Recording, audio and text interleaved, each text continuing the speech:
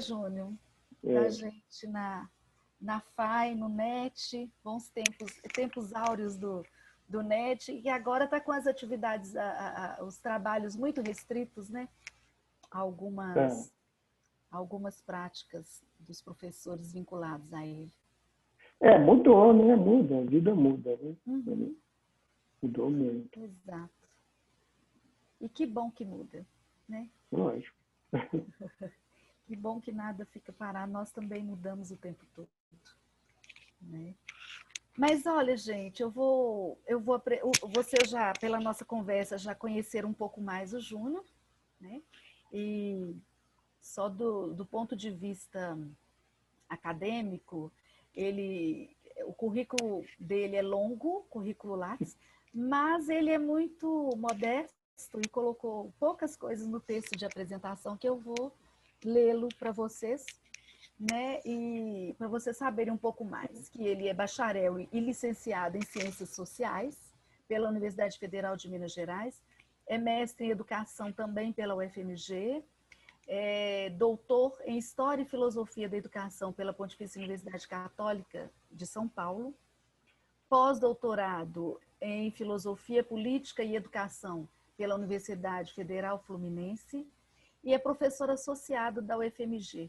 O Júnior hoje é professor do Programa de Pós-Graduação Conhecimento e Inclusão Social em Educação, da FAI-UFMG, que é o programa estrito sensu, né, acadêmico, porque hoje a FAI tem também o profissional, o mestrado profissional, o promestre.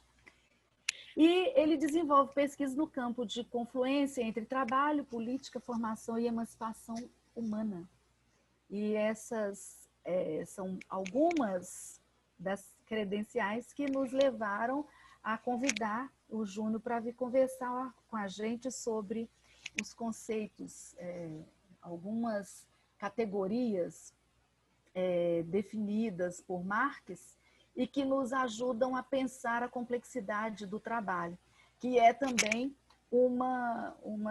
dos interesses da ergologia, né, compreender o trabalho como uma atividade complexa.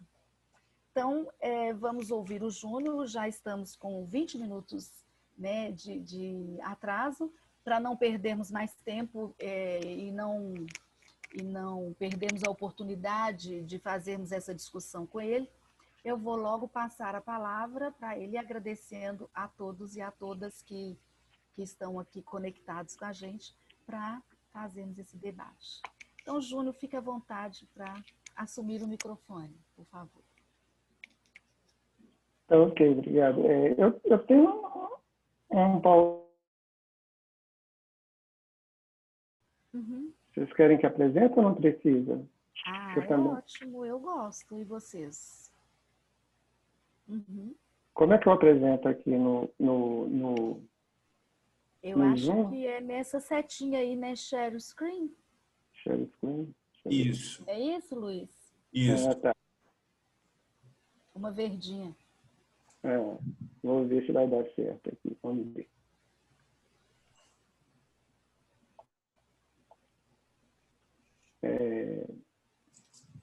A gente está vendo só a tela agora, do seu computador.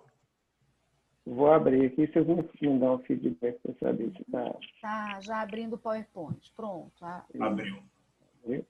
Abriu. Assim tá bom?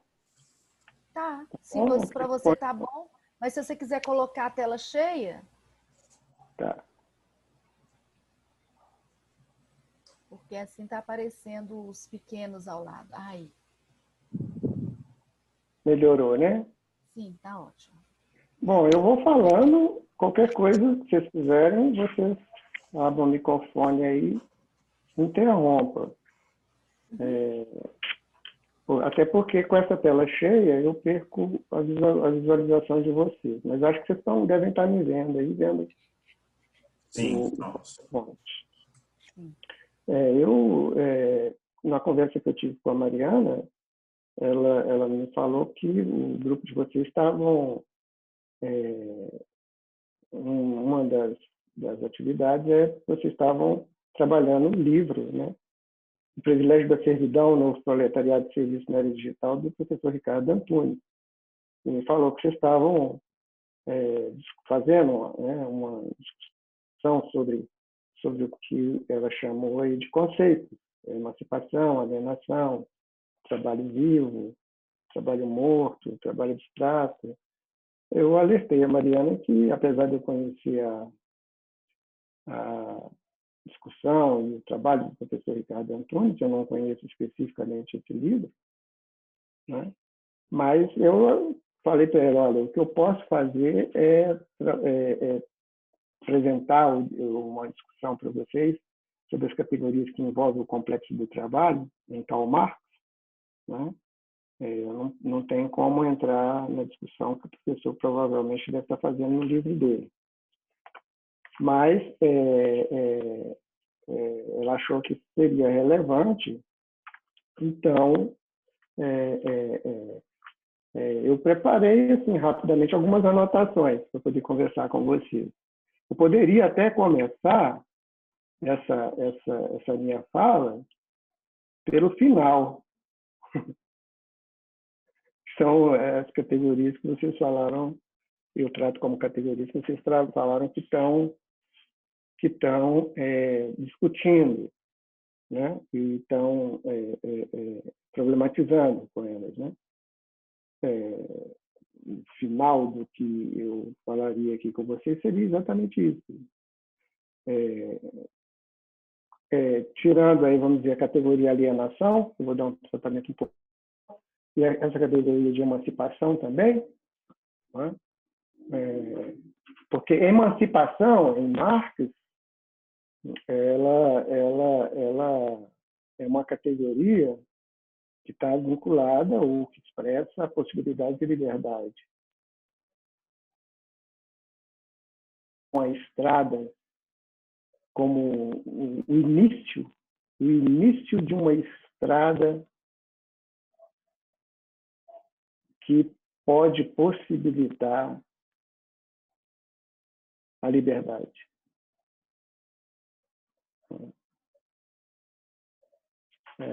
Então, talvez eu não entraria. De alienação também tem um aspecto um pouco mais específico, mas essas outras que tem aí na frente, a palavra trabalho, né?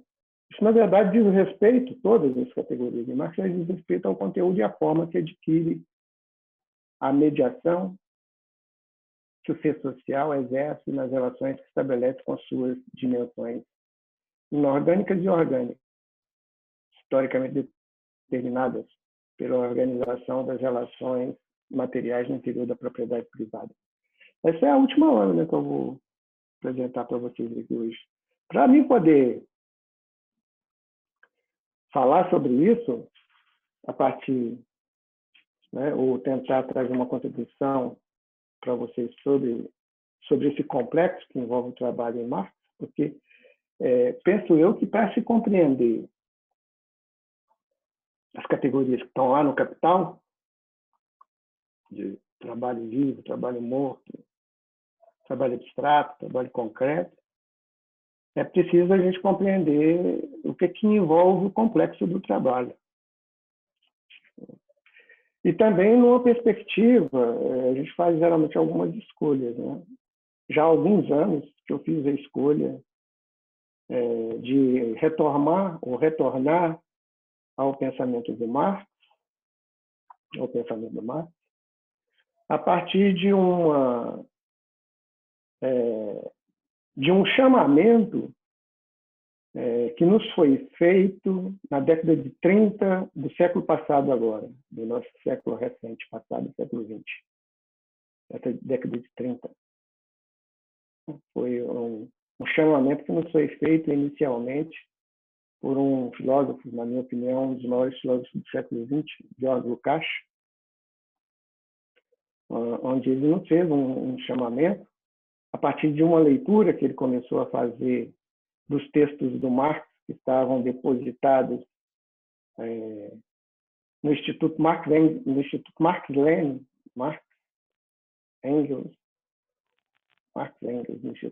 Engels, da União Soviética na década de 30. Eu acho que esse instituto já estava começando a se chamar Marx Engels Lenin. É o instituto dirigido por David Riazanov, o Lukács foi trabalhar nesse instituto e acabou se deparando com alguns textos, dentre eles os manuscritos econômicos filosóficos de 1844, onde o estudo do Lukács nos convidou a rever a teoria social desenvolvida por Karl Marx, a partir do que, segundo ele, estava matrizando, ele estava entendendo que o que estava matrizando o pensamento de Karl Marx ao desenvolver sua teoria era uma ontologia de novo tipo, uma ontologia do ser social. Então, já há alguns anos, né, para falar a verdade, desde o final, desde o início da segunda metade da década de 90, que eu me embrenhei por estudar Marx a partir desse chamamento. Então, é algo que, se a gente considerar do ponto de vista histórico, bastante recente. Então, para se entender o complexo do trabalho em Marx, né, para se ter a dimensão do que significa, né, o tratamento das categorias históricas, né, é preciso a gente entender qual é a novidade que o Marx nos traz no século XIX. Qual é o convite que o Karl Marx nos faz no século XIX? Que eu acho que é uma coisa muito interessante, porque até então, o Karl Marx, quando ele começa a produzir no século XIX, toda a filosofia e a ciência até ele trabalhava a partir de um momento de inflexão, né, que a gente considera, né, que é muito diferente do chamamento que o Karl Marx vai nos fazer. Né? Por isso que eu vou rapidamente tentar localizar, né, que uma inflexão do ponto de vista da ciência, do ponto de vista do pensamento, da filosofia e da ciência, que é Aristóteles. Né? E Aristóteles, você sabe, né? Isso aí é um ambiente dos anos 300 e dos anos 200 antes de Cristo. Vivendo no século XXI, principalmente na situação que nós estamos vivendo aqui hoje, pensar o que seria os anos 300 e os anos 200 antes de Cristo é algo quase que inimaginável. Mas o Aristóteles, ele era uma figura importante, porque o Aristóteles é uma inflexão do ponto de vista da história da ciência e da filosofia. Né? Tanto que, e muito pretensiosa, né? Quando o Aristóteles vai falar em metafísica, ele vai dizer que ele não tinha a pretensão de construir uma ciência com o que ele estava fazendo. A pretensão dele era de que, se o que ele estava fazendo era uma ciência, seria, na verdade, uma ciência primeira, né, que tinha como objeto próprio o objeto comum de todas as outras ciências, e como princípio, aquilo que condiciona a validade de todas as outras. Então, a metafísica, ou o estudo da física para Aristóteles, né, para além de uma ciência, era algo que iria produzir as ferramentas, os instrumentos, a forma com a qual a ciência iria produzir conhecimento sobre o mundo, sobre a vida.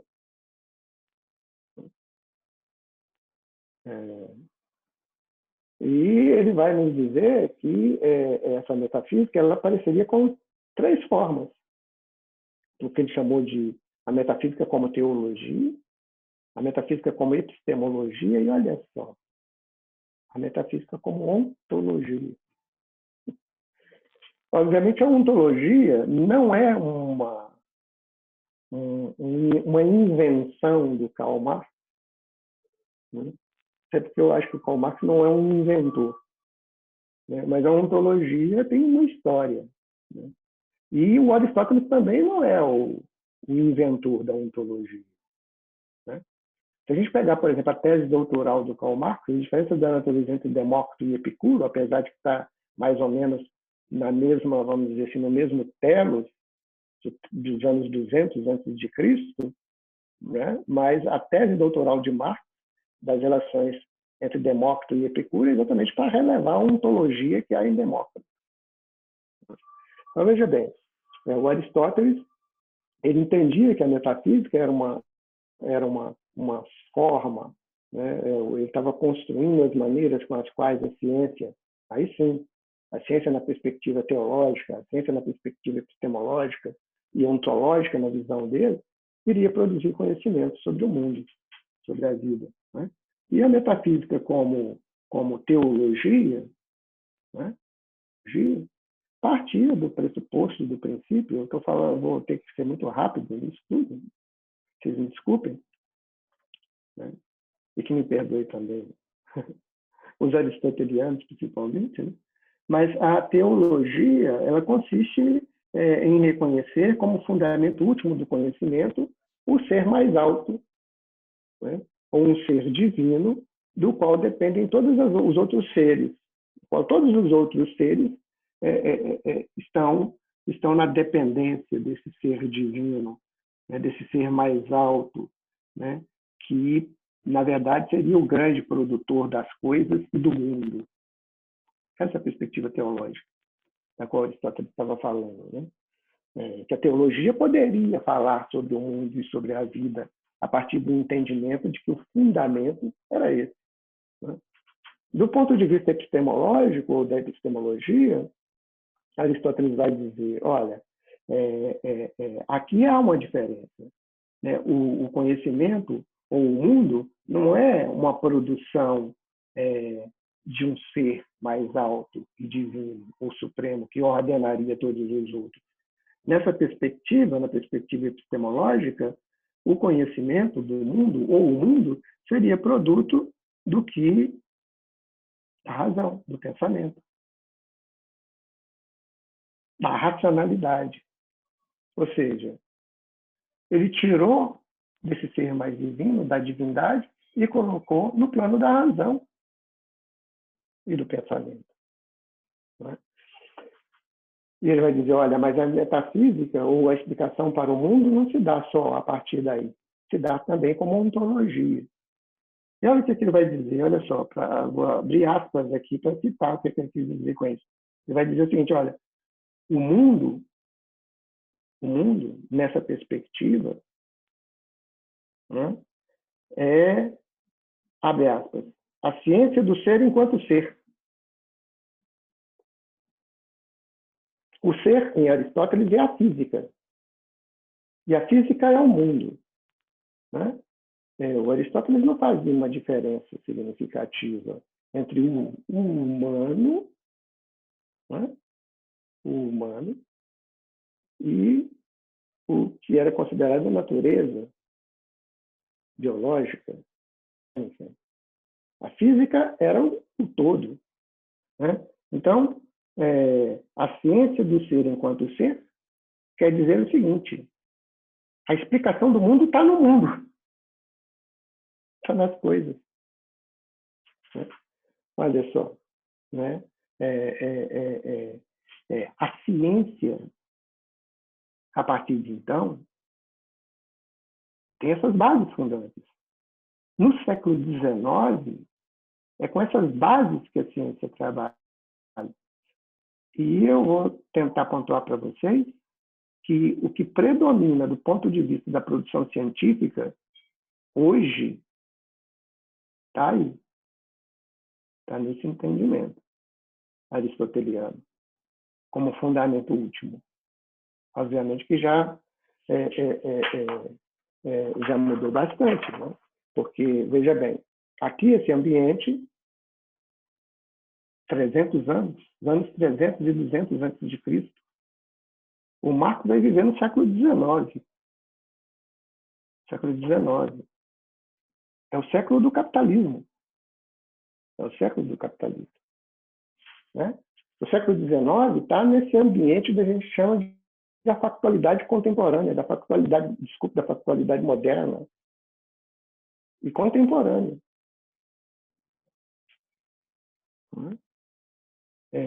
E a ciência e a filosofia, Marx, quando discute fundamentalmente com seu principal, vamos dizer assim, interlocutor, porque era o que representava melhor a ciência e a filosofia na sua época, Hegel, Hegel, a perspectiva, né, idealista, né, é que vai ganhando corpo no desenvolvimento da ciência e da filosofia até Marx, né, que vai ter a expressão mais acabada em Hegel, né, é a noção não menos teológica e menos ontológica que estava presente em Aristóteles, mas de caráter epistemológico, fundamentalmente. Né? Principalmente por causa da época, se a gente pensar o que era o capitalismo no século XIX, né? A minha impressão, eu acho que eu tenho razão nela, porque não só eu que tenho essa impressão, é de que o século onde o capitalismo mais se desenvolve é o século XX, o século passado agora, onde ele mais se realiza enquanto organização social. Mas o século XIX é muito importante. E até um pouco antes, se a gente pensar no século XIX, século XVIII, né? Para a formação da perspectiva do capitalismo. O capitalismo, né, ele necessita da constituição das ciências sociais e humanas, né? Para explicar a racionalidade na qual essa forma de organização social se assenta. Portanto, a epistemologia, né, a metafísica enquanto epistemologia, né, cai quase que como uma luva para a explicação do mundo no interior da sociedade capitalista, da sociedade da propriedade privada. Eu chamei lá na última lâmina que eu vou da propriedade privada, porque é assim que Karl Marx trata o capitalismo, como um ambiente da propriedade privada. Então, enquanto teologia, a metafísica aristoteliana, né, vai continuar, a teologia até hoje continua com a noção, né, da importância, né, da divindade na explicação do mundo. Se a gente for pensar a teologia da libertação, por exemplo, não abre mão de que Deus é o fundamento último da nossa existência. Né? Mesmo que esse Deus tenha uma série de outros nomes. Do ponto de vista epistemológico, né, vai ser fundamental a noção de que o mundo, não só o mundo, a explicação do mundo, né, tem como fundamento o pensamento. A racionalidade. Modernamente falando, né, aliás, contemporaneamente falando, para ter mais presteza, contemporaneamente falando, o mundo, e aí eu estou falando de hoje, o mundo é produto das faculdades intelectuais da mente humana, da racionalidade. Nas neurociências, quem produz o mundo é o cérebro.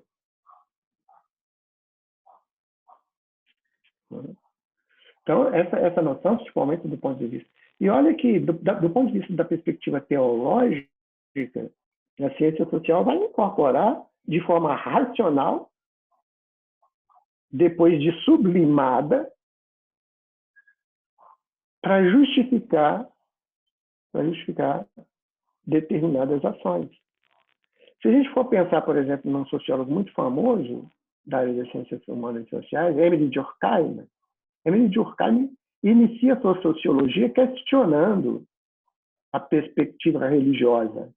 E no final da sua vida, enquanto intelectual, ele escreveu as formas elementares da vida religiosa para justificar a vida religiosa enquanto uma racionalidade necessária à organização social capitalista. Pode ser que as coisas não funcionam só com a nossa vontade. Essa é a novidade que o Karl Marx vai trazer. Porque, do ponto de vista da ontologia, o convite que o Karl Marx vai nos fazer no século XIX, ou tentar nos informar que o mundo, a vida, ela tem uma dimensão que não é uma dimensão ideal dos sentidos, nem da religião. Portanto, o que poderia predominar na explicação do mundo não era a metafísica teológica nem epistemológica, mas que tinha uma base ontológica. Mas essa ontologia vai ganhar uma nova forma. Ela não é aquela ontologia aristoteliana do ser enquanto ser. A ontologia aristoteliana do ser enquanto ser ainda é uma ontologia produzida pela razão. Aristóteles não abre mão da racionalidade e do pensamento como fundante do ser. Por isso que o Marx vai nos fazer um convite muito diferenciado. Vai nos fazer um convite para abandonar a filosofia e a ciência deveria abandonar a explicação idealista do mundo para um outro tipo de explicação, fundado numa perspectiva de caráter ontológico. Não que não existisse ou que não fosse fundamental tanto a teologia quanto a epistemologia, e principalmente uma epistemologia. Uma ciência não se realiza sem uma epistemologia. Isso é profundamente reconhecido por Marx. A novidade que ele vai trazer é que esse fundamento epistemológico da ciência, na produção do conhecer a vida e o mundo, tem que estar subordinada a uma dinâmica de realidade anterior à ideia. Anterior à ideia. Portanto, Marx vai constituir, vamos dizer assim, uma determinada ontologia, mas uma ontologia de novo tipo. Não é a ontologia essencialista, de caráter aristoteliano, e nem uma ontologia essencialista que poderia existir na teologia e na epistemologia de cunho marcadamente idealista. Por isso que talvez vai estar materializado pelo Jorge Lukács na década de 30 do século passado agora, de uma ontologia de novo tipo, mas porque é uma ontologia do ser social.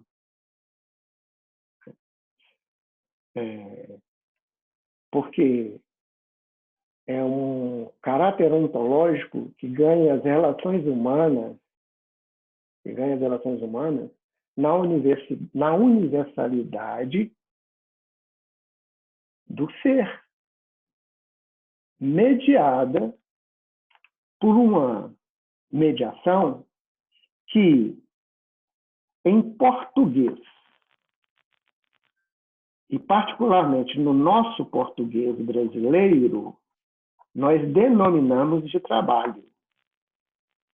Eu só não sei se o nosso português, em particular o nosso português brasileiro, através dessa palavra, consegue expressar o nível da mediação a qual o Karl Marx está chamando a atenção para ela no século XIX. Não sei da capacidade dessa palavra em expressar a radicalidade do convite que Karl Marx está nos fazendo, inicialmente está nos fazendo no século XIX. Também não sei se essa palavra é em inglês, em francês, em alemão ou em húngaro também é capaz de expressar a radicalidade do significado dessa mediação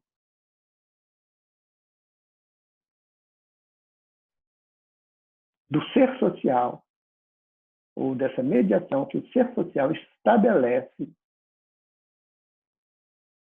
com a universalidade do ser. Com a universalidade do ser. E aqui, essa mediação, esse conjunto de relações humanas, né, ele não tem nada de polissêmico. Ele não tem nada de polissêmico. A palavra trabalho, a expressão em português brasileiro, pode ser polissêmica, mas a mediação a qual o Marx está se referindo, dessas relações do ser social com a universalidade do seu ser, não tem nada de polissêmico. É material. É material.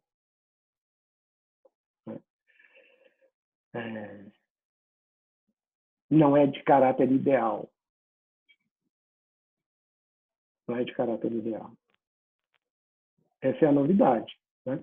Porque a ontologia, ela vai, então, esse tipo de ontologia, esse novo tipo de ontologia, né, ela vai procurar capturar, enquanto ciência, as essencialidades básicas e materiais do ser na sua universalidade.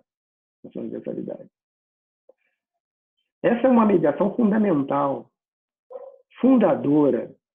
É através dessa mediação que o ser social produz o mundo,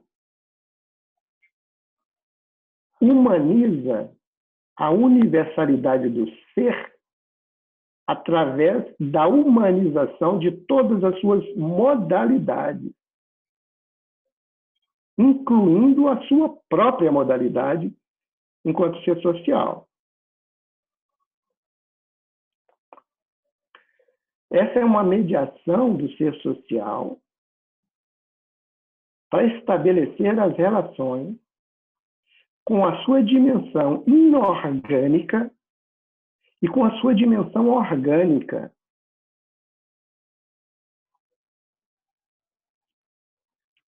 É essa mediação que é fundadora do mundo.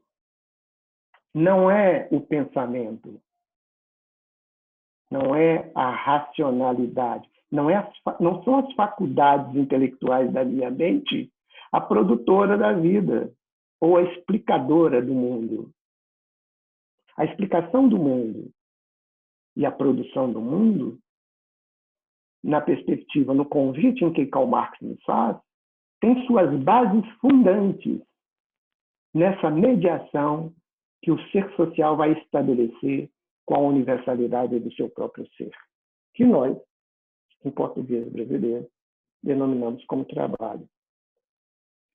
Agora, olha só, isso já seria um estrondo no século XIX, quando Karl Marx aponta isso. Já seria, por si, um estrondo. Uma inversão completa. Mas ele não para aí. Olha só, o convite que ele nos faz não para aí. Ele vai afirmar que essa mediação,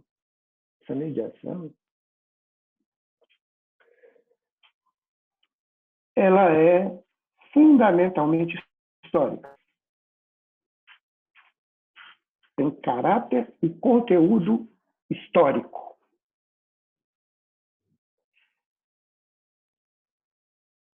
A maneira, a forma, as relações humanas que o ser social estabelece na sua mediação, com a dimensão inorgânica, com a sua dimensão orgânica e consigo mesma, não tem caráter estático, não está parada, não é a mesma o tempo inteiro. Ela tem caráter de conteúdo histórico. Muda o tempo inteiro. E principalmente de épocas para épocas. Mas muda o tempo inteiro. Segundo a segundo, minuto a minuto. Eu estou falando aqui e já mudou.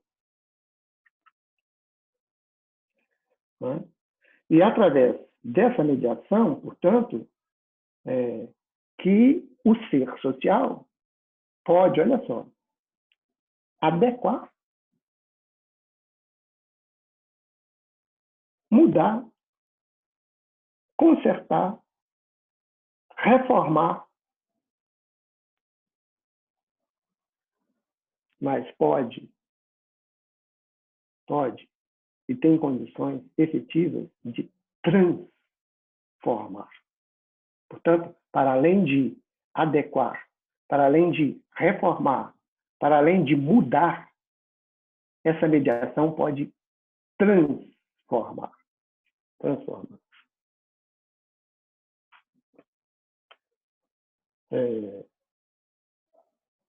Nessa inversão de caráter materialista e histórico, para a qual Karl Marx, de maneira ainda inicial, lá no século XIX, nos convida,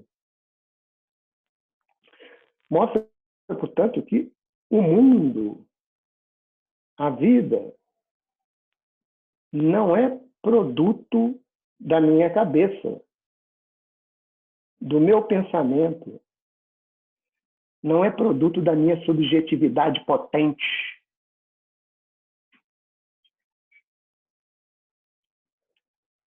Da minha ciência, como se cada um de nós tivesse o privilégio de possuir uma. E mesmo que tenhamos esse privilégio, mesmo que seja fundamental e importante a potência da subjetividade e a racionalidade epistêmica sejam fundamentais e importantes, não é isso que produz o mundo. A ciência, nessa perspectiva, ela é, em Karl Marx, uma recuperação cognoscitiva possível e historicamente determinada dessa mediação fundamental de caráter material histórico que o ser social exerce sobre a universalidade do seu ser.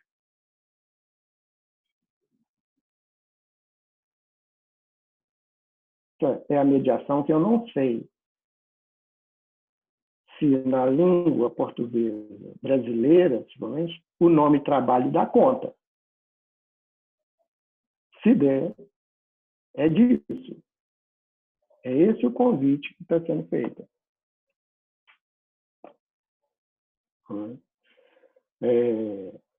Nesse sentido,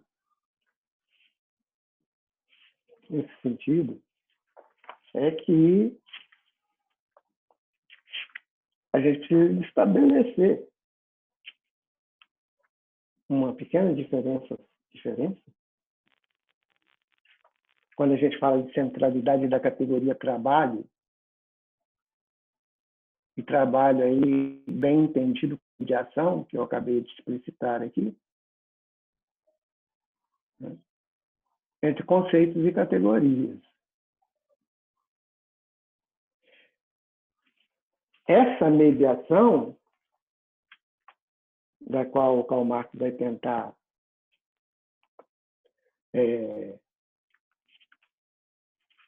nos chamar atenção para ela no século XIX,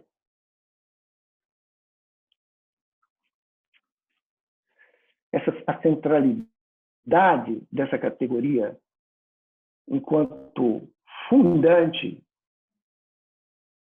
da vida humana, é isso que vai marcar o Karl Marx como um materialista. É por isso que ele vai ser acusado de ser materialista. É por retirar do campo da ideia do pensamento, da vontade, do desejo, o fundamento último da vida.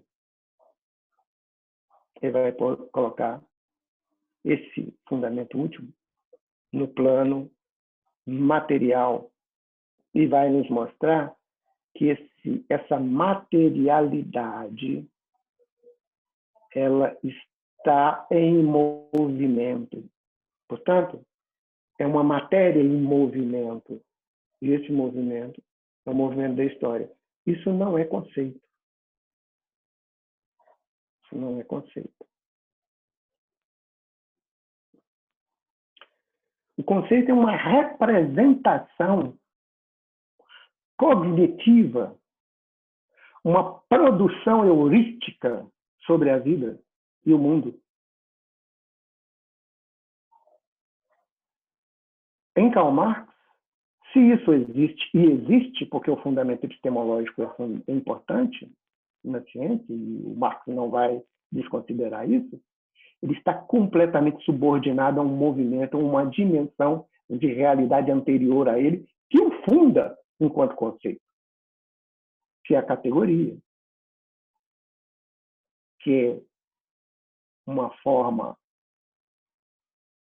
movida e movente em processo de construção histórico ao longo do desenvolvimento humano.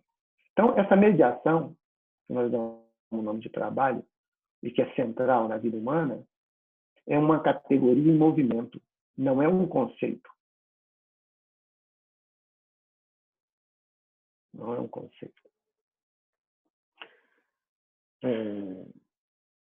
O conceito é uma representação, inclusive de ideias, do que eu penso sobre amor. É conceito. O que eu penso sobre Deus. Nós conceituamos desde que nascemos. Até porque, veja bem, essa ontologia de novo tipo, centrada nessa mediação, nós entendemos como sendo trabalho,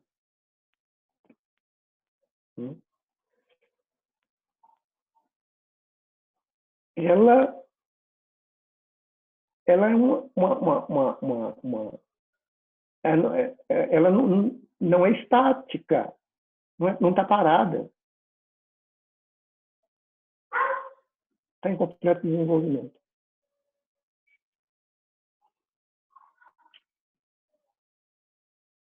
Olha aí o que o Marx vai dizer sobre o que é o trabalho.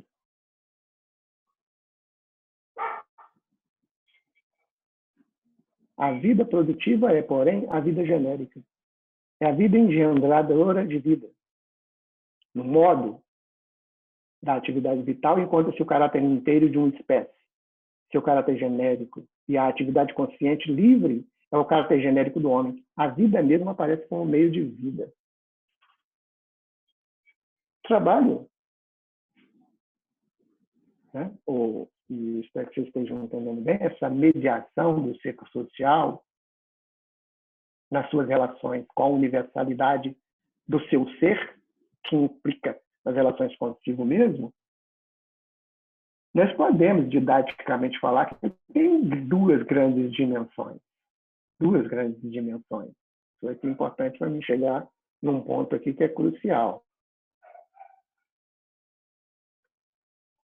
É uma atividade de um determinado tipo que visa um objetivo determinado.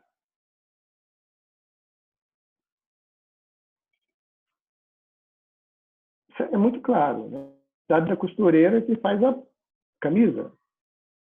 A atividade do pedreiro que constrói a casa.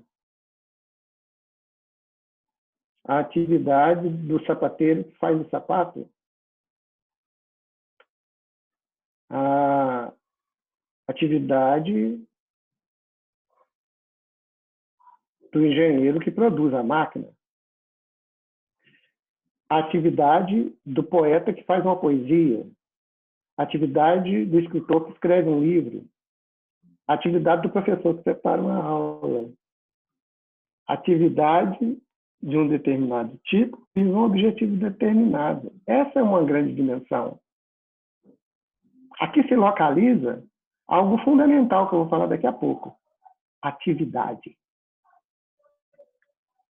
Agora, o trabalho, ele é uma necessidade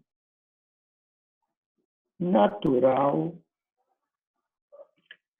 e eterna que realiza o sociometabolismo entre o ser social e sua dimensão inorgânica e orgânica.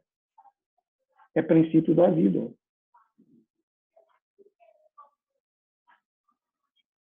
É próprio da vida humana. E essa mediação, ela é extremamente complexa. Ela tem um grau de teleologia que é fundante. Por isso essa dimensão da atividade é importante.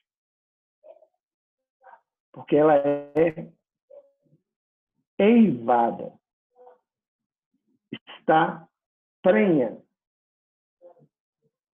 de teleologia, de planejamento. O trabalho humano, essa mediação é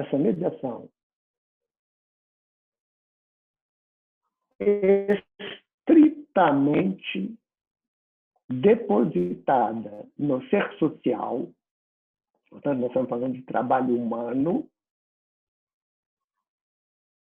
tem um caráter necessariamente teleológico, de fundamento epistemológico.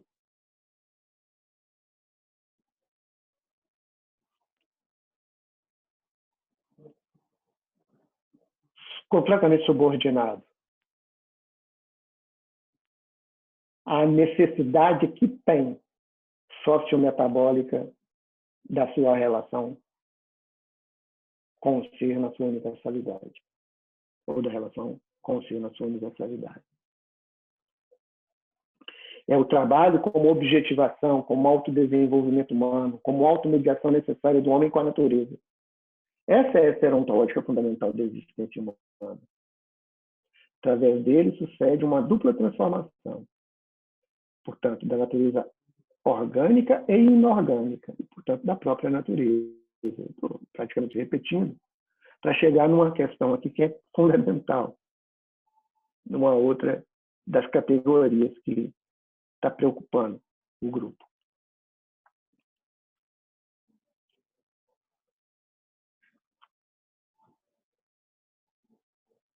É a partir disso que nós podemos compreender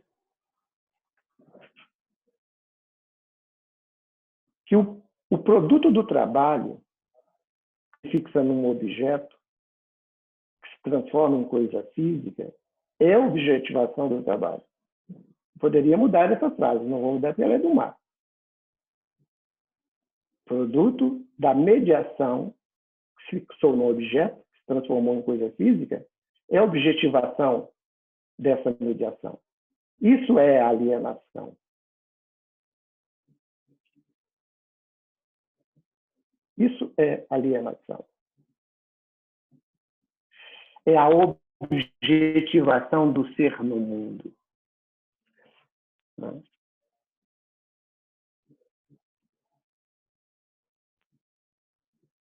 Se eu tivesse um pouco mais de tempo, eu iria dizer para vocês de onde surge essa noção de objetivação do ser. Em Marx. Só para poder chamar a atenção de vocês, essa preocupação da alienação, aqui expressa,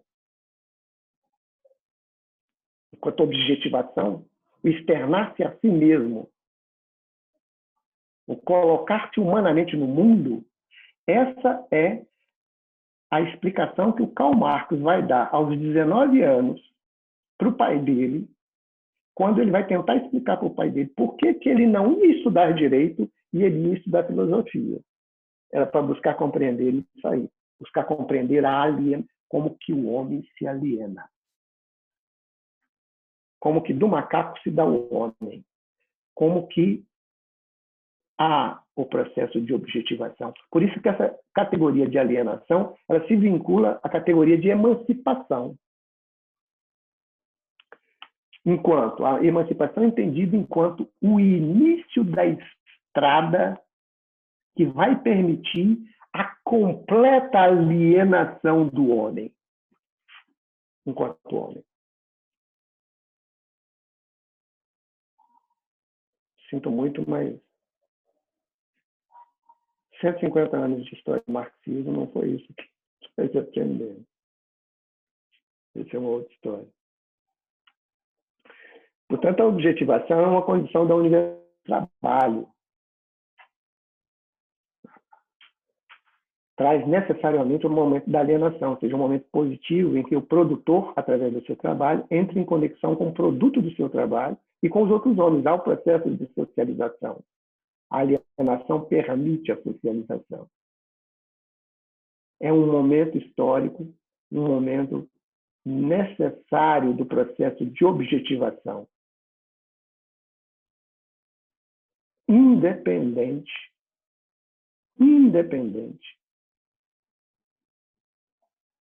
de todas as formas de sociabilidade historicamente conhecidas. É aqui que a alienação se constitui em uma esfera ontológica fundamental da existência humana. É a dimensão do trabalho. O trabalho é entendido enquanto essa mediação. Bom, parece um círculo.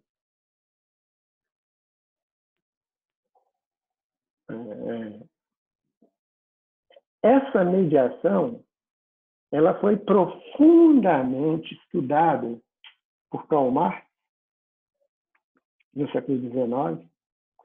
E se a gente pegar a produção dele até o livro 1 de O Capital, onde essas categorias estão lá envolvidas, trabalho vivo, trabalho morto, abstrato, concreto, produtivo, improdutivo. Né?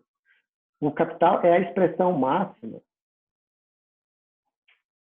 do estudo dessa mediação que o Karl Marx vai nos chamar a atenção para ela.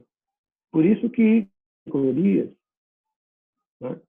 Eu simplesmente fiz uma pequena separação entre alienação e emancipação para deixar mais claro a dimensão dessas categorias,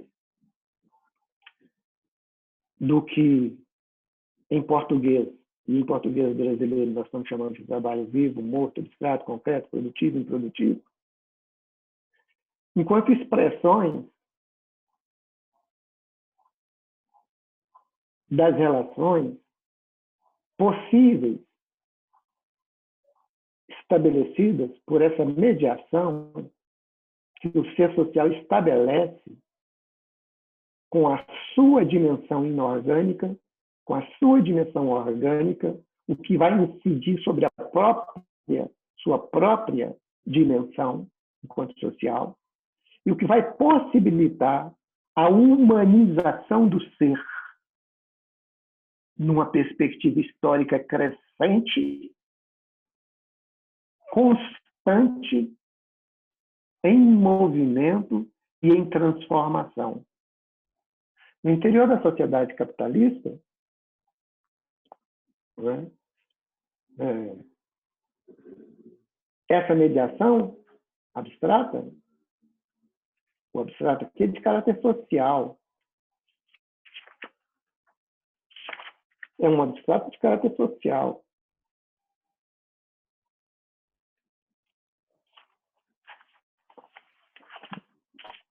Ela vai ter as diversas dimensões possíveis dela.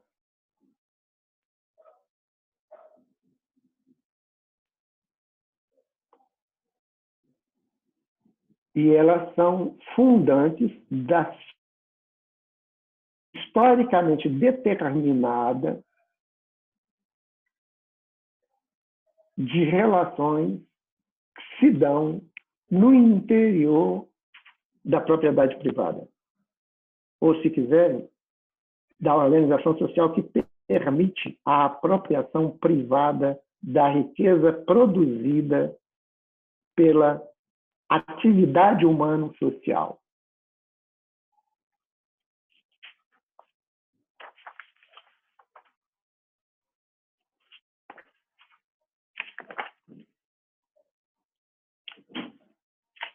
A atividade de trabalho, para finalizar, portanto,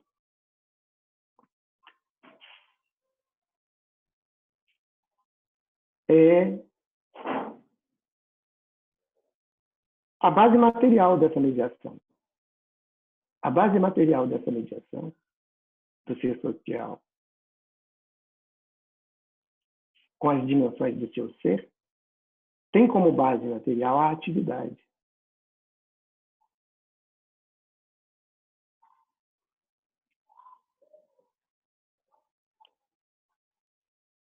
É a atividade que materializa, que dá bases materiais a essa mediação.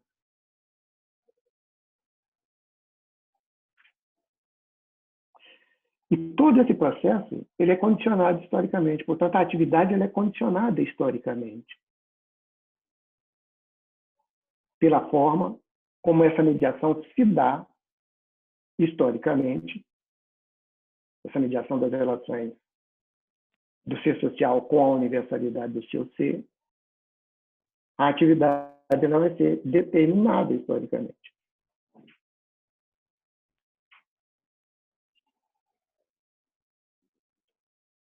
Atividade determinada pelas necessidades materiais de cada época histórica. Bom,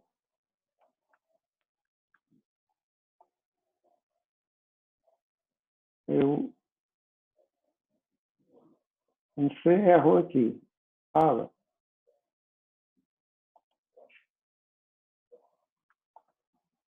Para abrir para vocês aí. Agora, como é que eu volto aqui, né? Stop.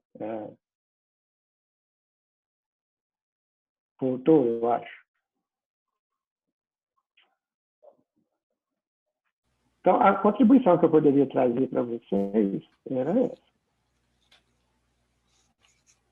Uhum. Que coisa boa, hein?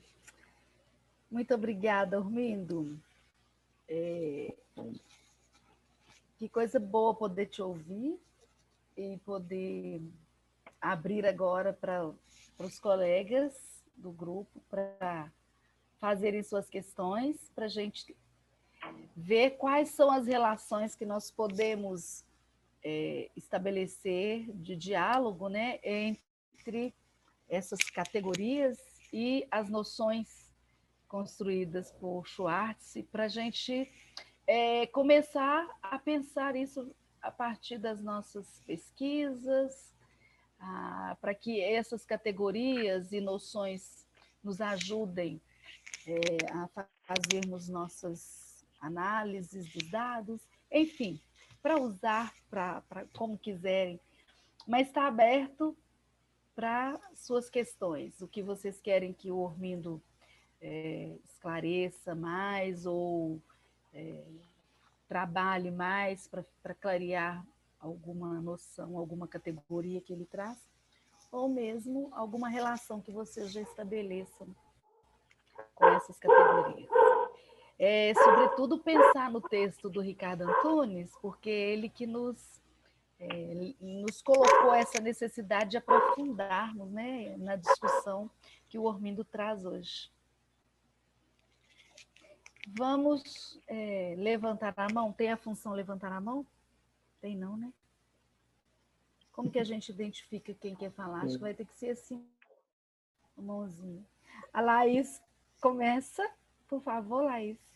Nem tenho uma questão, mas eu tenho um enorme desejo de agradecer ao professor Ormindo pela exposição tão clara, tão lúcida. Eu considero o professor Ormindo um grande tradutor de Marx, né? Assim, e fiquei muito lisonjeada de poder ouvi-lo hoje, professor Ormindo, com a clareza, né, você traz para nós sobre a questão da ontologia, né, da concretude material, da categoria do trabalho, como o real está antes da ideia, né?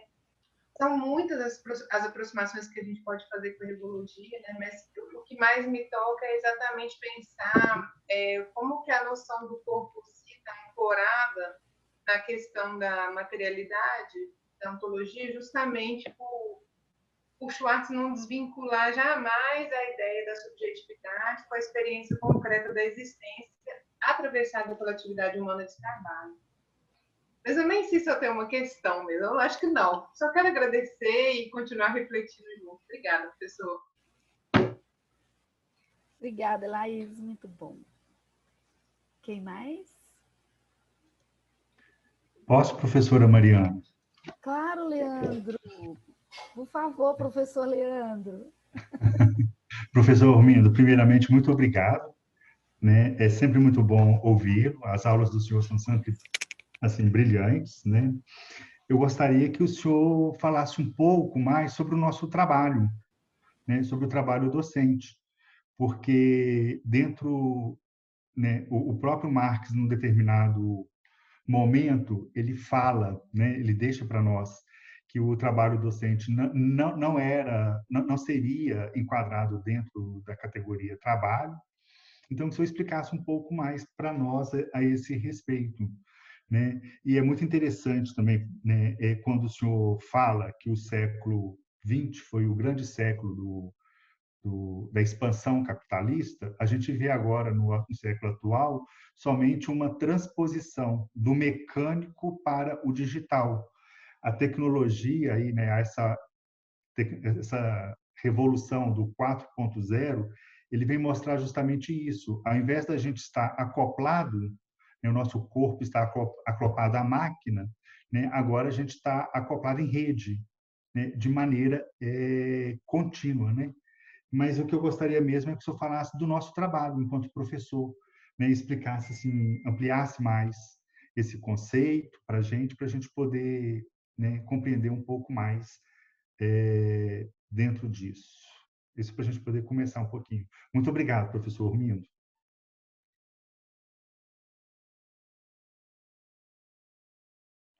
Então, Mariana, já responde de uma vez?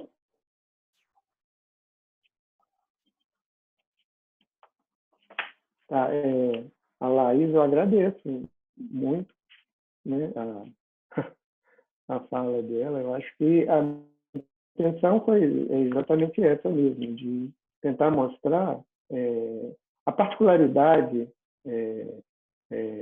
do materialismo que o Marx vai nos chamar a atenção. Eu acho que é a grande novidade, né? É de ver o mundo de uma maneira diferente da que era predominante na ciência e na filosofia do século XIX, e que é predominante, na minha opinião, até hoje.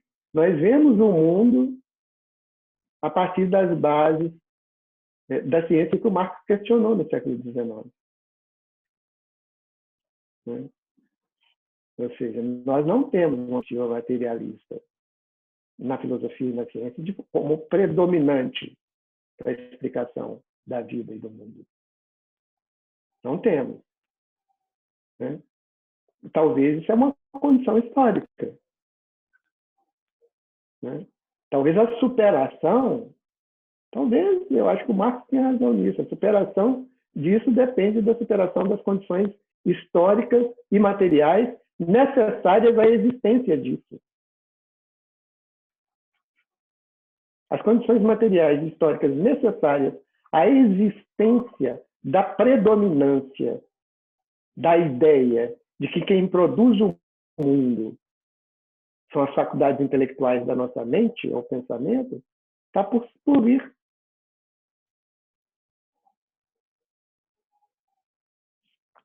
Está por vir. Então, a ideia é um pouco essa. Né? Então, assim, eu acho que tomara que a gente consiga, né? Entrar para essa história, dar início a essa história. Né? com a afirmação predominante da perspectiva materialista como expressão da realidade.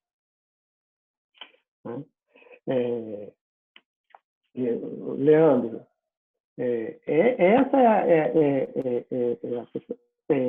Eu diria, talvez, e aí é uma questão de utilização das palavras e da linguagem, para minha opinião, são os limites da linguagem.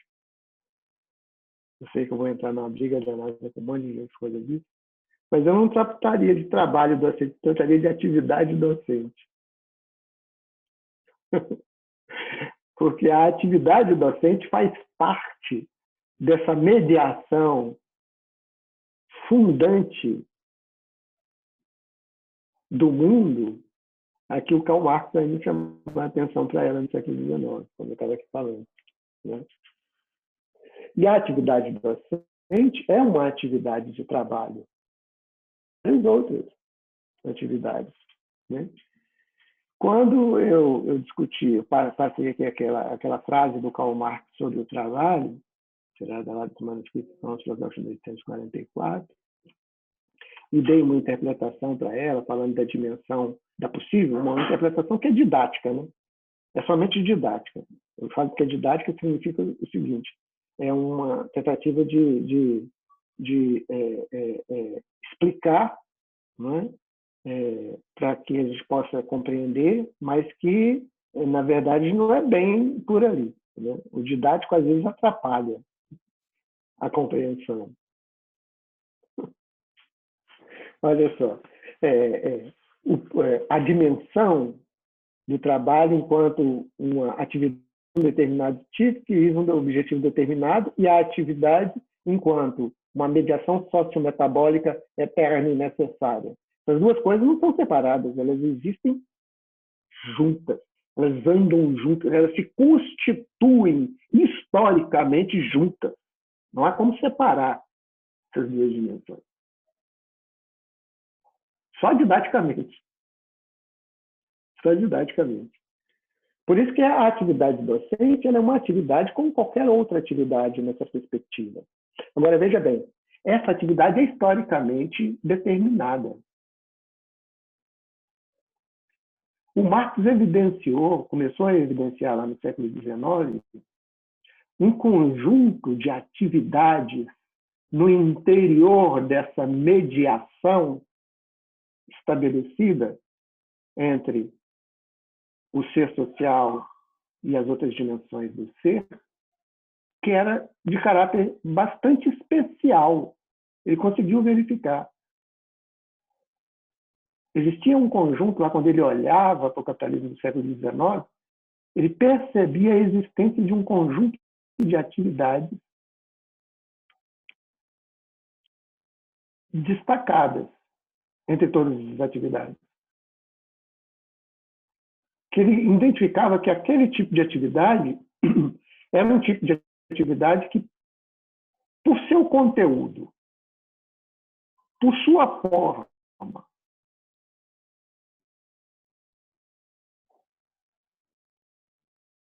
poderia ser uma atividade que a sua plena realização implicaria num processo radical de transformação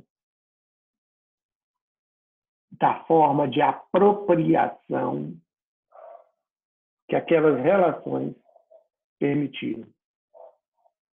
Talvez isso seja o que ele chamou de força de trabalho, lá no Capital, de força de trabalho de caráter produtivo.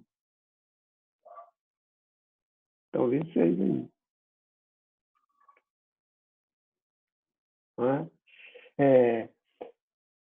E eu não sei, por exemplo, e aí eu me remeti lá ao século XIX. Né? Não dá para dizer, o tempo inteiro muda. Né? Se você for pensar esse conjunto de atividades hoje, onde é que ela se localiza? Lá no século XIX, pelos escritos, ele identificava isso porque chamou lá de proletariado, que era chamado proletariado moderno, que era o trabalhador da indústria. Estava muito claro isso lá, né? Ele olhava para a indústria e via isso na indústria. Via esse potencial dessa atividade sendo desenvolvida ali. E hoje? Onde é que isso se localiza?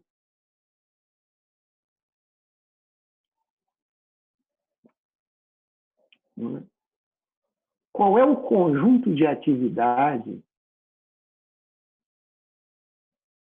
que tem potencial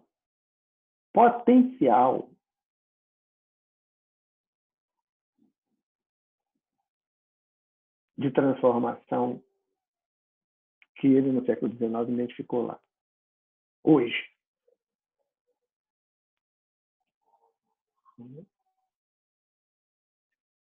Uma das grandes pesquisas hoje, eu acho que o Ricardo Antunes investe muito nisso. Identificar o proletariado, que o Marx viu lá no século XIX, na realidade de hoje, como capitalista. Eu tive um orientando, defendeu a tese dele recentemente, o Anderson. Ele estudou a atividade docente. Ele estudou um determinado tipo de atividade docente. A atividade docente voltada para a formação de professores para o ensino técnico profissionalizante. Ele é professor do Instituto do Norte de Minas, do Instituto Federal do Norte de Minas.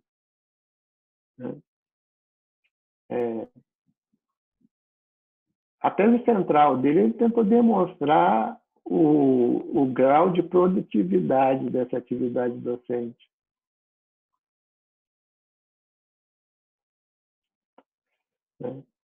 Então, a atividade docente, ela faz parte dessa mediação. Então, quando eu fiz quando eu falei didaticamente das duas dimensões do trabalho, eu não adjetivei se aquela atividade de um determinado tipo, que visa um objetivo determinado, é improdutiva. Eu não adjetivei. É uma dimensão do trabalho. E nem adjetivei a dimensão maior, segunda, de ser uma relação sociometabólica do ser social com a universalidade do ser, que visa, olha só, consertar, reformar, mudar, requalificar. Uma palavra que eu detesto, reciclar. Mas olha só, ela visa também transformar. Isso está tudo no interior, né? Eu não adjetivei aí também. Essa mediação, a adjetivação dessa mediação está relacionada com as condições históricas nas quais ela está se desenvolvendo. E as condições históricas mudam o tempo inteiro. É igual a música do Lulu Santos, né? A onda. Ou aquela noção, né, de que você não põe o pé na água de um rio duas vezes ao mesmo tempo. Já passou. Então, veja bem, essa condicionalidade histórica dessa materialidade é extremamente revolucionária, transformadora. E o grau de transformação que está no interior da atividade humana, que é o que dá base material a essa mediação, é um negócio impressionante. Né? Então, a atividade docente está no interior desse complexo. É o que eu poderia te dizer. O Anderson foi longe na tese que ele desenvolveu, ao mostrar historicamente o grau de produtividade, portanto, de inserção dessa atividade nesse conjunto de atividades especiais que potencialmente tem uma capacidade enorme, é potencial, né, de transformação. Potencial quer dizer o quê? Não significa que vai ser, né? Não significa que é, significa que pode, né? Que pode. Porque essa perspectiva teleológica que há no interior do trabalho, ela é uma perspectiva limitada ao interior dessa mediação. Por isso que ela tem fundamento epistemológico forte, ou seja, não dá para colocá-la na história.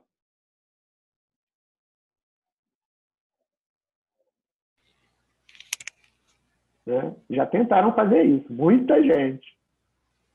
Um muito conhecido nosso chama-se Francis Fukuyama.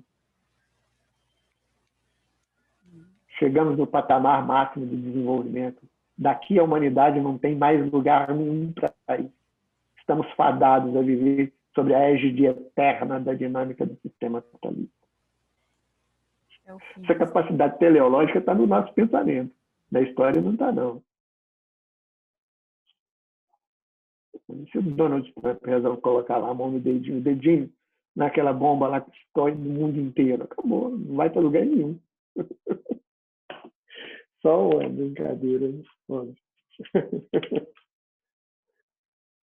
Então é um pouco isso. Então, a atividade docente, como qualquer outra atividade, ela está no interior dessa dinâmica como um todo. Obviamente, né, que é controversa, né? Como tudo. Ô, Júnior, eu vou aproveitar que não tem ninguém com a mão levantada, eu vou fazer uma questão que para mim é muito importante para o nosso grupo. Eu queria que você precisasse, né, aprofundasse um pouco mais na diferença entre a noção de trabalho, ou a categoria trabalho, e a categoria atividade humana em Marx. Porque quando você fala da pesquisa, né, da tese do Anderson, você diz que ele consegue localizar um conjunto de atividades. Quando você fala até das pesquisas que o Ricardo Antunes tem feito, ele busca trabalhar sobre isso também. E fala também que o Marx ele identifica um conjunto de atividades, né, e inclusive localiza essas atividades em alguns lugares, dentre eles a indústria. Então, eu queria entender melhor a distinção em Marx, né, entre trabalho, categoria trabalho e atividade humana. Isso não é uma questão simples, né? Isso é uma das questões talvez das mais complexas que nos restou, né? Entre as diversas que nós temos que dar conta, né, dela ao entender que o que matriza a teoria social que o Marx estava desenvolvendo lá no século XIX, o matrizamento é um matrizamento de caráter ontológico e de uma ontologia que não é qualquer ontologia, é uma ontologia de novo tipo, por ser uma ontologia, ele chamou de uma ontologia, ele chamou não, é possível identificar uma ontologia do ser social, né? Quando o Lukács nos traz essa novidade na década de 30, isso que nos fez repensar, né? Praticamente tudo, porque não é só essa relação entre trabalho e atividade, mas tudo o que esse matrizamento proporciona do ponto de vista da compreensão da política, da compreensão. E essa é uma das mais complexas, né? O que eu posso te falar, Mariana, e isso aí tem que ser estudado, tem que ser aprofundado, é que o entendimento disso está na compreensão de que essa mediação, da qual o Marx está nos chamando a atenção sobre ela, a mediação que estabelece o ser social com a universalidade do seu ser, inclusive consigo mesmo, essa mediação, o que dá base material a essa mediação, o que tira ela do plano da ideia, do plano epistemológico, é a atividade humana, o que ele chamou nos manuscritos econômicos filosóficos de atividade humana sensível, que é a atividade intrínseca ao ser social, que dá base, ou seja, que é o que materializa essa mediação. Então, a atividade não é uma atividade, é atividade no sentido genérico. Então, podemos pensar, raciocinar, olha só, se a mediação do ser social com a universalidade do seu ser se materializa na atividade, é qualquer intervenção do ser social, intervenção sensível do ser social nessa materialidade, é isso que vai dar materialidade a essa mediação, a essa relação que o ser social está estabelecendo. Onde a mão humana encosta, tem como resultado a atividade que humaniza.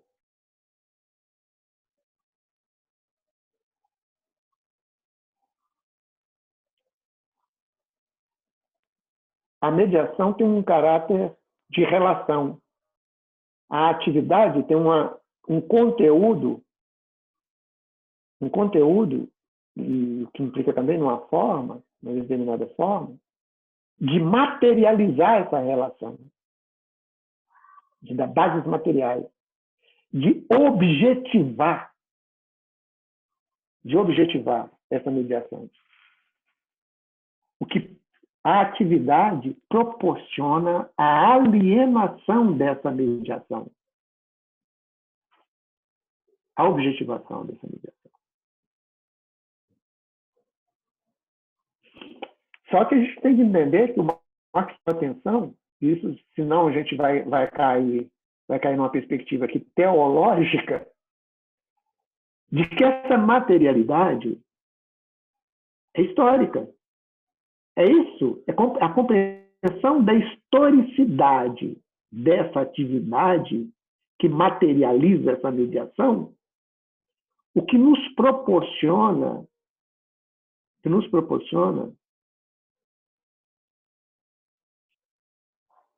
excluir a possibilidade da religião como fundadora do mundo, ou da ideia, ou simplesmente da subjetividade potente.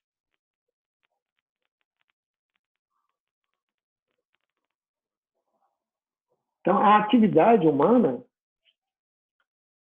ela tem esse potencial, e é histórico, né? Ou seja, não é a mesma coisa o tempo inteiro.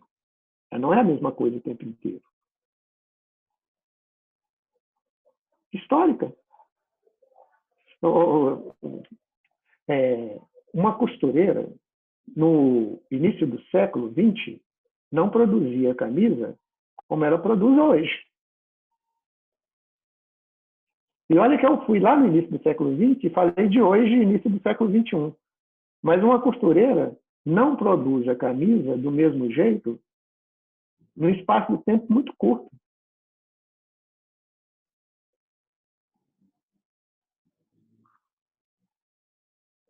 A atividade humana ela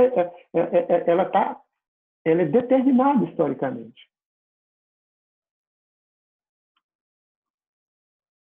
E ela que dá base, ela que materializa a mediação humana, a base dos materiais. Por isso que ela é transformadora. Não toda ela. O Marx identificou no capitalismo do século XIX, no capitalismo, é possível identificar um conjunto de atividade humana se diferencia, as atividades se diferenciam.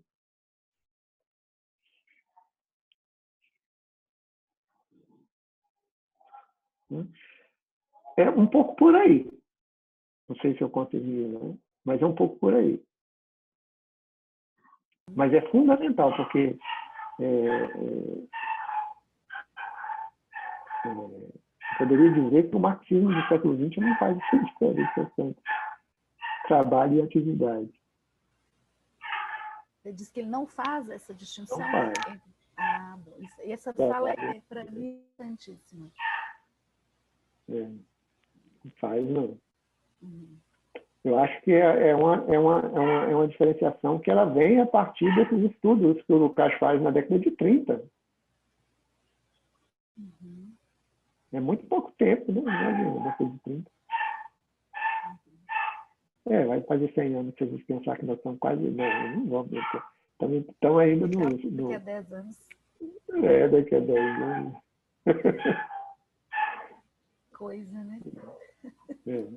Muito pouco tempo. Que ótimo. Muito bom. Alguém mais? Mais alguma questão?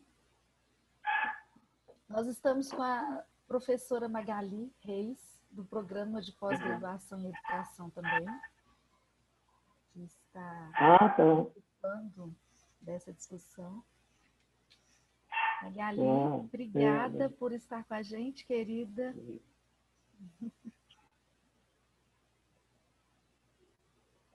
Mais alguém tem alguma questão, gente? Quer que o Júnior esclareça, como eu fiz, ou como a Laís, o Leandro? Vocês se sentiram provocados? Lembrando lá da discussão com o Ricardo Antunes, sentiram vontade de esclarecer mais alguma categoria, alguma ideia? Está todo mundo caladinho? Não? Ô, Mariana, eu posso fazer uma questão? Sim, Bruno, por favor.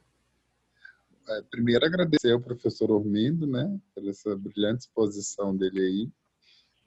E eu fiquei com uma dúvida, professor, que é relacionada ao processo a categoria de emancipação. O senhor falou no início, né, que emancipação é um caminho, é o início de um caminho para uma possível liberdade, né?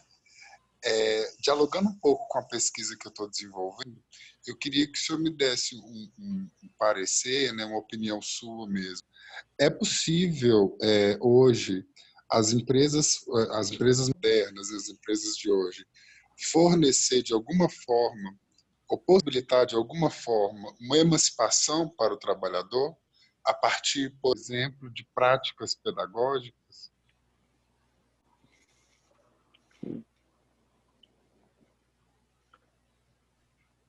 Bom, Bruno, obrigado também.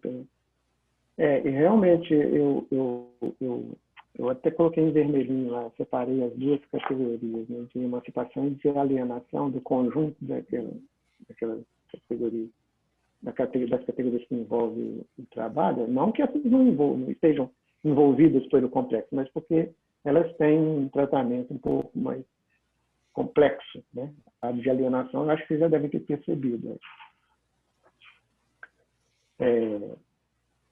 E a emancipação também. Né?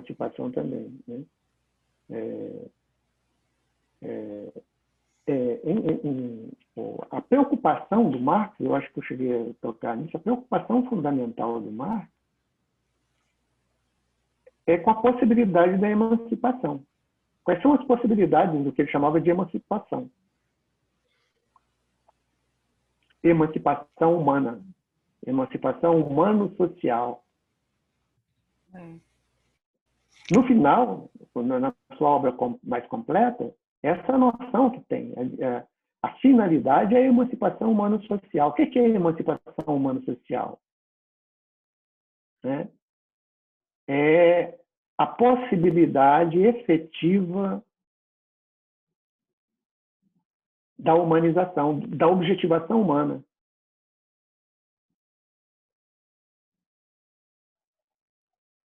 é a possibilidade que o homem tem de se colocar efetivamente no mundo enquanto homem. Isso é emancipação humana e social. Seria de fazer escolhas. Escolhas que possam permitir, que permitam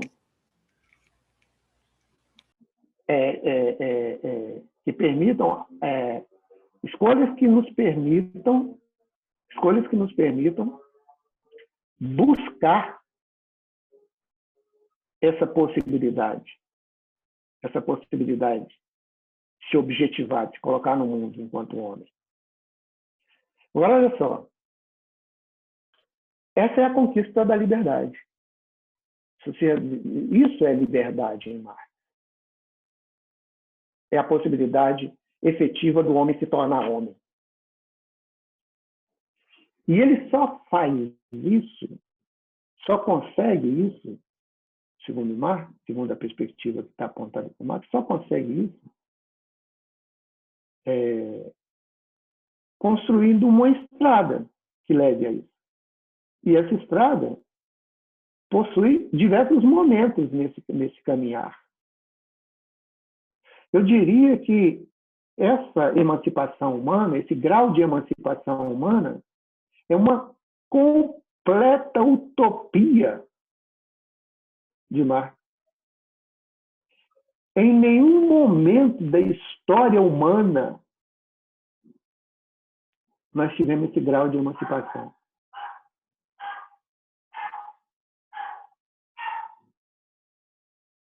Ele supõe, como Marx prevê no século XIX, que é o século do capitalismo, ele supõe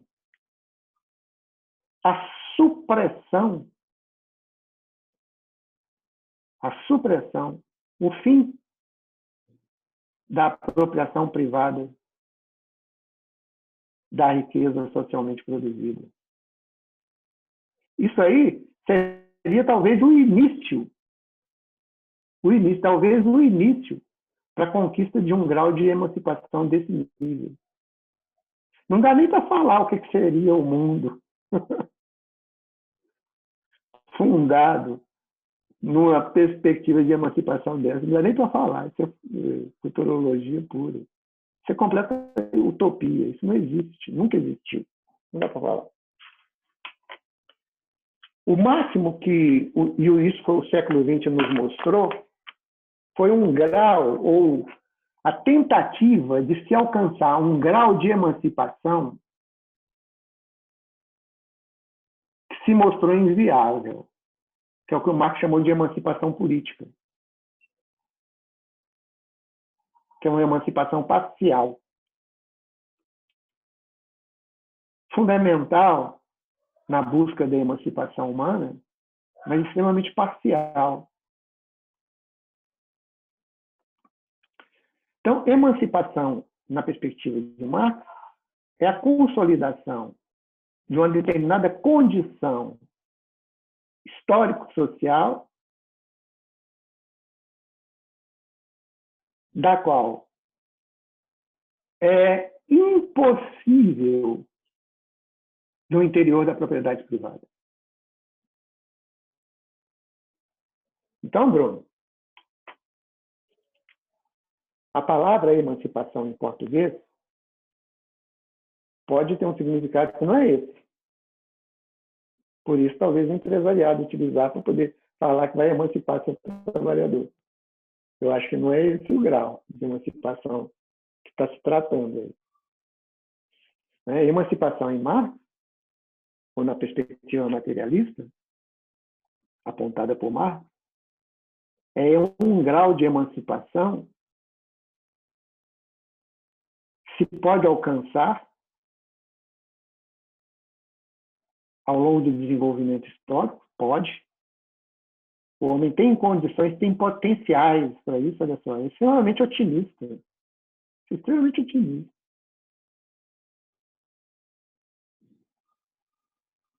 Mas a emancipação, do ponto de vista humano, do ponto de vista da possibilidade humana, que o Marx via, das possibilidades que o homem tinha de exercer essa emancipação, talvez essa emancipação nos colocaria no início da história, portanto, na saída da pré-história na qual nós vivemos, onde esse grau de emancipação é impossível. Não é possível pensar num grau de emancipação desse porte com relações sociais opressoras, fundantes e necessárias à exploração. Não dá para pensar em emancipação, onde a exploração é o objetivo.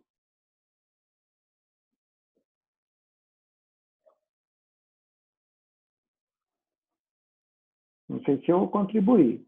Então, esse grau de emancipação, né,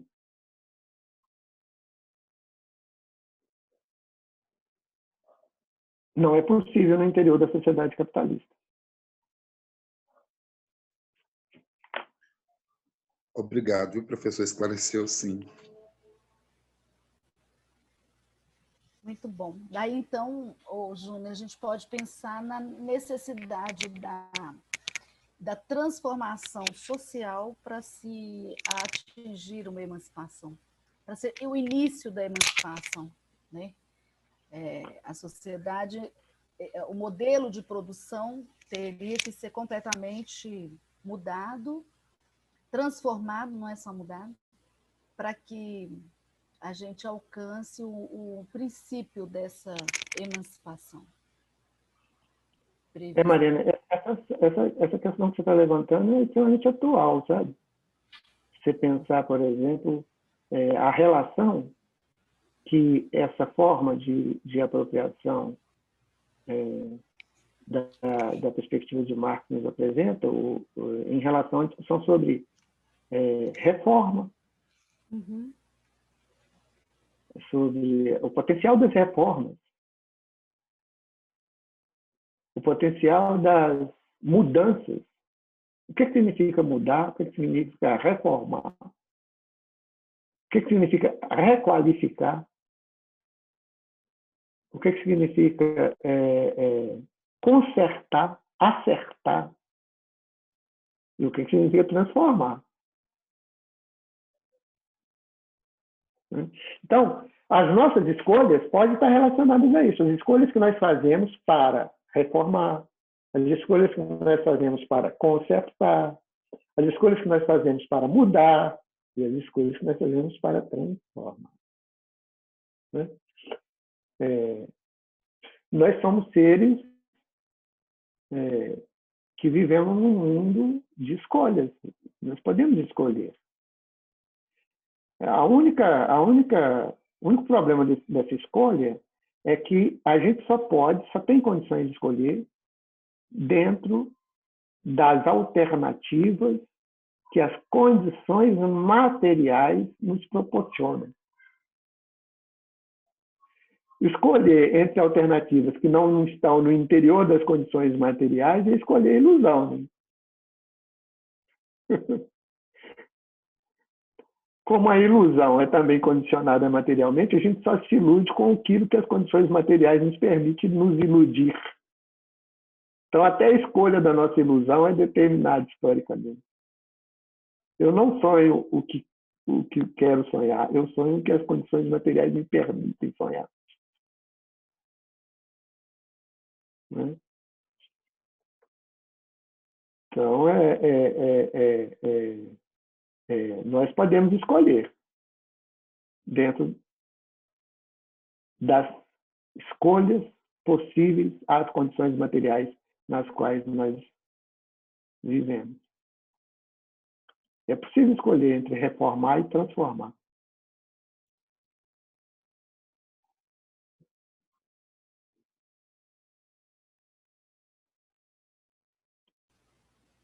Muito bom.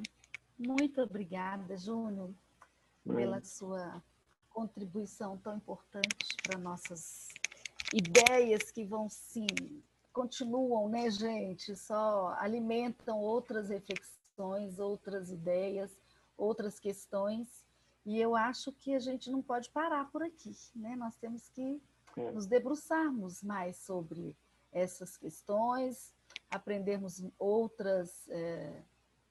sobre outras categorias tão importantes para a gente entender o mundo hoje, marxistas, né? Categorias marxistas. E tomara que a gente consiga a disponibilidade do Júnior em outros momentos também para nos ajudar a pensar. Viu? Fica já, Júnior, um convite para o ano que vem você voltar para nos ajudar a pensar outras questões que a gente vai trazendo.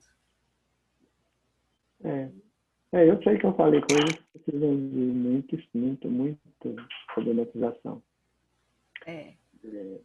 Mas a intenção também foi essa, de provocar, para que realmente a gente possa problematizar.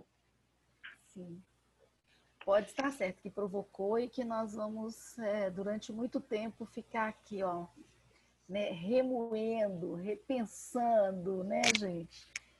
Tanta coisa necessária. Então, quero te agradecer muito, Júnior. Foi importantíssimo esse encontro. Hoje é o último encontro nosso do ano, porque o Garimpo entra de férias também. Né? E para isso, gente, nós podíamos fazer uma foto, né? Para ir para o blog do grupo, para ir para as redes sociais, para a gente mostrar que nós trabalhamos até o último momento.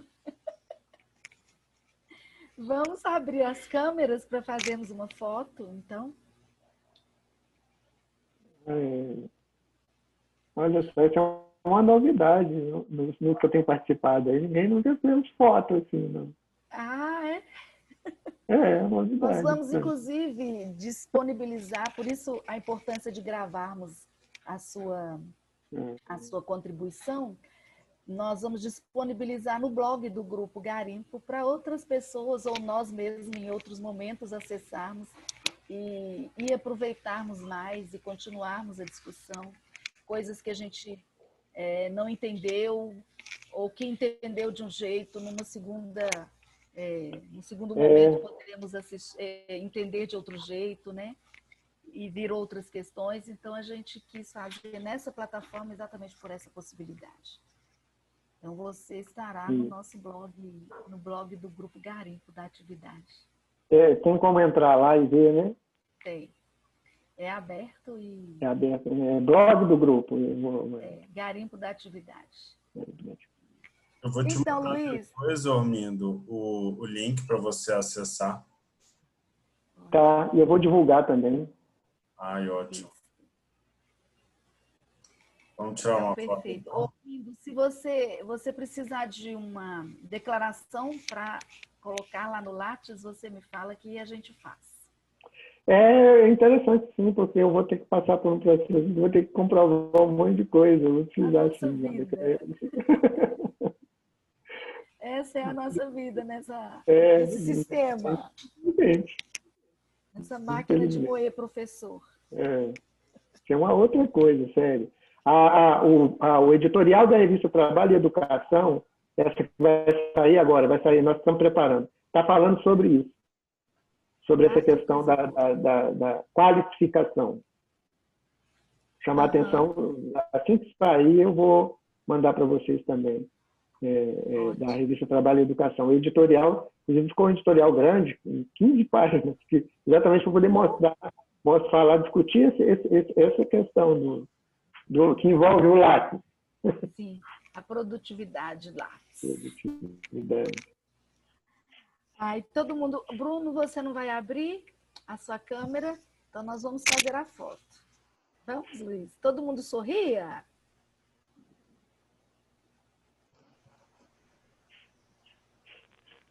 Pronto? O Bruno chegou. Agora com ele.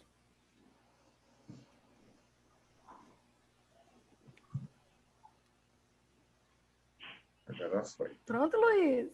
Sim. Posso fechar a boca para falar? Senão vai me pegar fazendo bicos e caretas ao falar. Gente, muito obrigada. Essa é a novidade. Gostei. Que bom, Júnior. Você é convidado do nosso grupo. Sempre que você quiser participar, é só falar com a gente e nós também vamos te convidar outras vezes, pontualmente. Também gostei muito dessa possibilidade de ampliar os diálogos, né? Porque muitas vezes perguntam para Yves Schwartz, a ergologia tem a origem no marxismo? E ele sempre sai pela tangente, mas a gente sempre percebe uma grande relação entre as categorias marxistas e as noções ergológicas. Uma relação muito intrínseca. Inclusive, no conceito, em relação ao conceito de atividade, que é central para... a noção de atividade, que é central para a ergologia. Então, nós temos muito que conversarmos e aprendermos sobre essas categorias. Viu? Ô, gente, então vamos ficando por aqui, né? Infelizmente, nós não vamos ter nenhum bolo, nem um chocolate, uma lembrança para a gente compartilhar, né? Porque estamos nesses tempos em que temos que nos preservar e não nos encontrarmos para que a saúde de todos seja garantida, né? Então, vocês fiquem bem. Nossas últimas palavras está aberto para quem quiser. As últimas palavras do ano, porque no início de fevereiro nós vamos voltar aos nossos encontros e fiquem à vontade para assumirem o microfone para fazer as suas despedidas do ano. E os desejos, os votos, né? Do Natal e das festas.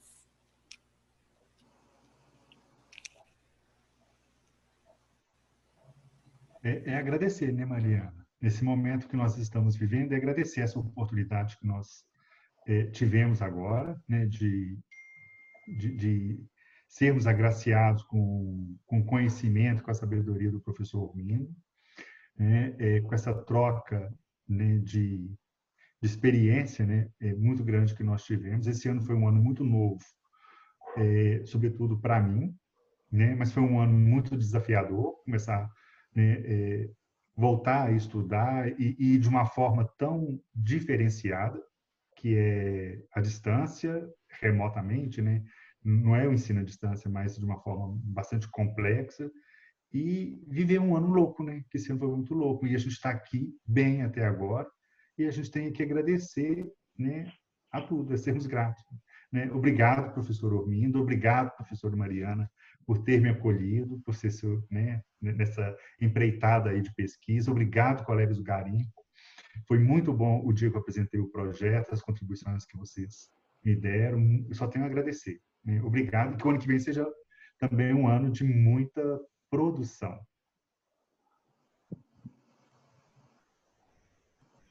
Minha palavra também seria gratidão. Acho que o Grupo Garimpo ele deu uma força muito grande para mim esse ano, que foi um ano muito difícil, muito desgastante, muito enlouquecedor. E eu acho que finalizar com um momento desse, junto com o professor Ormindo, trazendo reflexões tão importantes e tão fortes para o momento atual, eu acho que assim, a gente está fechando com chave de ouro os nossos encontros, e toda oportunidade que a gente tiver de debater esse tema do marxismo, para mim, vai ser assim, fenomenal, porque eu acho que é de uma complexidade, de uma genialidade tão grande que toda discussão é pouca. Então, eu acho que a gente finalizou com chave de ouro, realmente.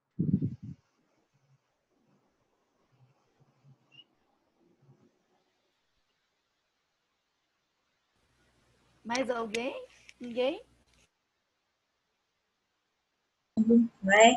Mais um ano passou, perante a dificuldade do Covid, né? Eu agradeço o aprendizado que eu tive, né, no Garimpo. Agradeço todo mundo contribuiu na minha pesquisa. E boas festas para todos, né? Feliz Natal. E eu fiquei associando também, quando o Ormindo estava falando, né, sobre o sono, atividade humana social, relacionado ao sono, porque a minha pesquisa é sobre o sono. E, assim, eu acho que contribuiu, eu achei muito interessante essa questão da mediação, achei que, sim, entenderia um pouquinho mais sobre a atividade em relação ao sono. Obrigada, viu, Arminda? Obrigada a todos. Feliz Natal, feliz Ano Novo, até o ano que vem. A Delaine é mestranda aí no Promestre, Arminda. Para quem não a conhece, outras pessoas também. Eu também quero agradecer, professor Ormindo, que palestra maravilhosa, professora Mariana, pela oportunidade, muito bacana. E a todos vocês do Grupo Garimpo também. Nossa, como aprendi, gente. Muito bom fazer parte desse grupo. Obrigada. E né, que a gente tenha um descanso aí merecido para todos. Né? Muita paz para nós. É um ano diferente em 2021. Um ano próspero. Com muita saúde para todos nós. Pois é, boas festas para todos vocês. Eu agradeço muito a possibilidade também de ter convivido aqui com vocês e aprendido, com certeza, né? Com vocês também. Obrigado e boas festas para todos. Então, muito obrigada a todos. Foram momentos muito enriquecedores de crescimento mesmo. E como bem diz o Luiz, esse foi um ápice, né? Eu acho que a gente fechou mesmo com chave de ouro. E foi muito bom ter o Ormindo aqui. Nós vamos fazer isso mais vezes. Deus quiser e se a FA e a UFMG permitir, né, Ormindo? Você vai ter outras... Nós teremos outras ocasiões. Então, gente, um bom final de ano, um bom Natal antes do final do ano, né? Boas festas, que tudo discorra bem, não aglomerem, por favor, continuem preservando a saúde e fiquem bem. Esse é o meu desejo, que vocês fiquem Isso, a bem. vacina está quase chegando. Está quase, vai demorar um pouquinho ainda, o ano que vem, lá para março, mas está quase. Nós vamos vencer, nós vamos conseguir chegar lá em forma, se Deus quiser. Grande beijo, então, ó. Tudo de bom. Tudo de bom, muita alegria, muita saúde, muita paz. Obrigada. Tchau, tchau. Boa noite. Boa noite. Boa noite. Boa noite. Gente, obrigado. Boa noite. Boa noite.